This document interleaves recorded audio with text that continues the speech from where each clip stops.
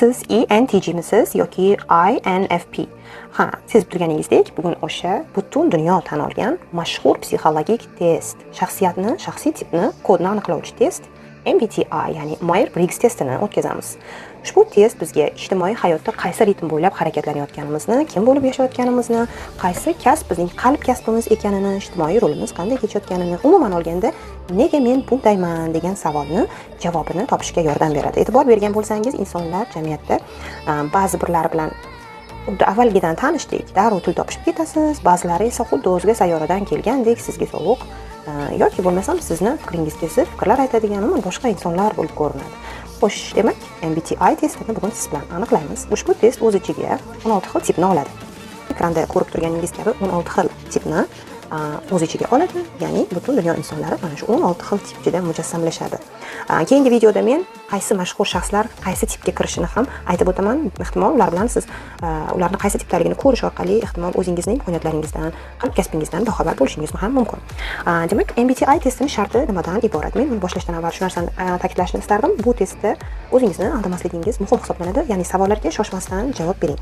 Ya'ni o'ylab, chuqur mulohaza qilib, rostdan ham ichingizdan kelgan ovozni belgilashingizni so'rar edim.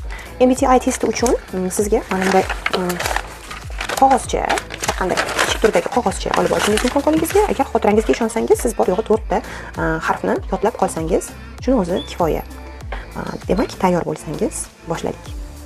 Demak, birinchi savol energiya bilan bog'liq.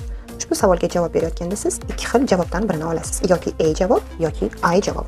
Ikkovi ham sizga birdek yaqin bo'lishi mumkin. Masalan, I dagi holatlar bilan A dagi holatlar sizga yaqinlik, undan ham bor bo'lishi mumkin sizda xususiyatlar. Siz shu vaqtda taroziga tortish yordamida ko'proq sizga qaysi biri yaqinroq ekanini hisobga olib, harfni yozib qo'yasiz.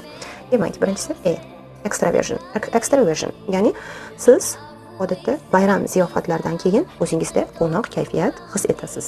O'tirishlardan keyin, do'stlar bilan uchrashuvdan keyin o'zingizda yaxshi kayfiyat, yaxshi energiyani his qilasiz. Undan keyin ham yana nimadir vazifalarni bajarishingiz mumkin. Ya'ni, masalan, o'tirishdan, restorandan chiqib, bemalol yana bir do'stingizni ko'rishingiz mumkin yoki istirohat bog'iga ham borishingiz mumkin. Uchrashuvlar, rejalar va hokazolar, bular demak, katta yig'ilishlar ham sizni ruhan yoki jismonan charchatmaydi. Yoki bo'lmasa yana ega taalluqli narsa, kunni so'ngida, charchoqli ish kuningizni so'ngida ham qanchayin charchagan bo'lmang, siz o'zingizga tegishli bo'lgan uyqudan oldingi vaqtda telefon qo'ng'iroqlari yoki social mediada do'stlar bilan suhbat, chatlarda ular bilan yozishmalar orqali energiyangizni ko'paytirib, keyin uyquga ketasiz. Bu demak, odatda shunday hayot tarziga ega bo'lsangiz, A variantini tanlang. Endi I variant kimlar? I variantda siz odatda katta ziyofatlarda tasavvur qiling, katta bo'lishi ham shart emas. Yig'inlar, oilaviy marosimlar, masalan, ayol kishi bo'lsangiz, o'tirishlar, gaplar, har xil tashkiliy, ya'ni yaqinlaringiz bilan bo'lgan bo'lishingiz ham. Bu yerda o'sha bayramlarning so'ngida siz qandaydir yolg'izlikni ehtiyojini sezasiz. Ya'ni go'yoki bir tinim olishingiz, bir muhitga chiqib biroz dam olishingiz kerakdek his paydo bo'ladi yoki u tugagandan keyin, bayram tugagandan keyin shoshasiz uyingizga. Sababi siz biroz o'zingiz bilan xoli qolishni, biroz choy damlab o'zingiz ichishni yaxshi ko'radigan, mana shunday tipdagi sizda odatlar, hayotiy turmush tarzingizda bor bo'lsa, yolg'izlikdan qisqa qilib aytsak energiya oladigan tipingiz bor bo'lsa, demak siz ayni tanlang. Demak, ikkinchi testga keldik. Ikkinchi testda ham biz yana ikki xil javob beramiz, ya'ni S yoki N javobini tanlaymiz. Ascension va N esa intuition, ya'ni bu guruhda siz ma'lumotni qabul qilishga ko'ra o'zingizni tahlil qilasiz. Tashqaridan kelgan ma'lumotni ikki xil tipda qabul qilinadi. Demak, siz agar S tipini tanlaysiz, agar siz ma'lumotni qabul qilishda axborotni uni aniqligiga e'tibor qaratsangiz, haqiqatga qanchalik tekshirilganligiga yoki uni faktligiga, raqamlarga, ya'ni ishonchli dalillarga, tajribalarga tayangan holatda haqiqatni qabul qilishga, ma'lumotni olishga, tashqaridan kiritishga moyil bo'lsangiz, siz S variantini tanlang. Agar siz haqiqatni, tashqaridagi ma'lumotni qabul qilishda ko'proq taqdirga, tasodiflarga, g'oyalarga, ya'ni nega bunday bo'ldi, bundan dars olishim kerak va hokazo, shu kabi ichki ba'zan ishonchlarga, sezgilarga tayangan holatda siz qarorlar qabul qilsangiz yoki bo'lmasam haqiqatni, ma'lumotlarni, informatsiyalarni unga ko'ra qabul qilasangiz, siz demak N tipini, N raqamini tanlang. Navbat 3-testga. 3-test ham 2-testga biroz ma'no jihatdan o'xshab ketadi, ammo biroz e'tiborli bo'lasiz. Salgina farqi mavjud. Ya'ni demak u F feeling va T thinking. Thinking, ya'ni ingliz tilida o'ylovchi, feeling, his qiluvchi ikkita tipga bo'linadi insonlar bunga ko'ra. Qaror qabul qilish bosqichi. Demak, siz yo T ni tanlaysiz yoki F ni tanlaysiz. Siz agar T ni tanlaysiz, agar siz T harfini tanlaysiz, agar siz qaror qabul qilishda mantiqqa, xolislikka, adolatga, faktlarga, ko'rib turgan realligingizga tayangan holatda xolisona qaror qabul qilsangiz, demak siz T ni tanlaysiz.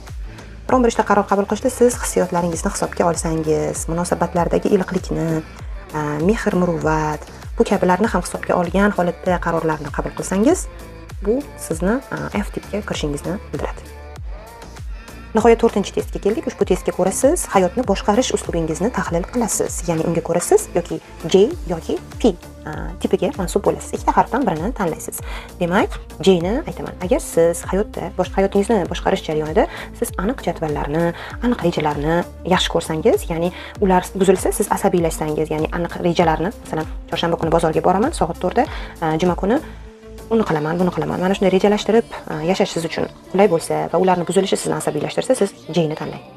Bordi-yu, siz erkinlikni sevsangiz, ko'ramizda, keyingi hafta bo'lsinchi bir gap bo'lar, vaqt ko'rsatadi, ko'raylikchi deb turib, vaziyatga moslashuvchan tipda hayotingizni boshqarishga ko'proq moyil bo'lsangiz, bir gap bo'lar, ya'ni shunday shiorlarni ko'proq ilgari sursangiz, bu sizni P tipga tegishligingizni bildiradi. Yaxshilab o'ylab ko'rib javob bering. Myers-Briggs testi shu yerda o'z nihoyasiga yetadi va siz qo'lingizdagi ushbu 4 ta raqam, ya'ni 4 ta testning natijasida olgan raqamingiz mana shu MBTI shkalasi bo'yicha sizning kodingiz. Mana shu kod 16 ta tipni biri hisoblanadi. Demak, sizda shu 16 ta tipni biri endi mavjud. Endi siz uni bilasiz. Men uni kommentariyaga yozib qo'yaman. U yerdan bemalol o'qib, o'z tipingizni aniqlab, u haqida qisqacha ma'lumot olishingiz mumkin. Agarda o'z tipingiz haqida, MBTI bo'yicha o'z tipingiz haqida kengroq ma'lumot olishni istasangiz, kommentariyada bu haqida yozib qoldiring. Men imkon qadar uni kengroq sizga tushuntirib berishga harakat qilaman va video boshida va'da qilganimdek, kelasi videoda men mashhur shaxslarning qaysi MBTI tipiga kirishlarini, ularning kodlarini sizga aytib beraman. Video yoqqan bo'lsa, like bosib, obuna bo'lib qo'yishni unutmang. Salomat bo'ling.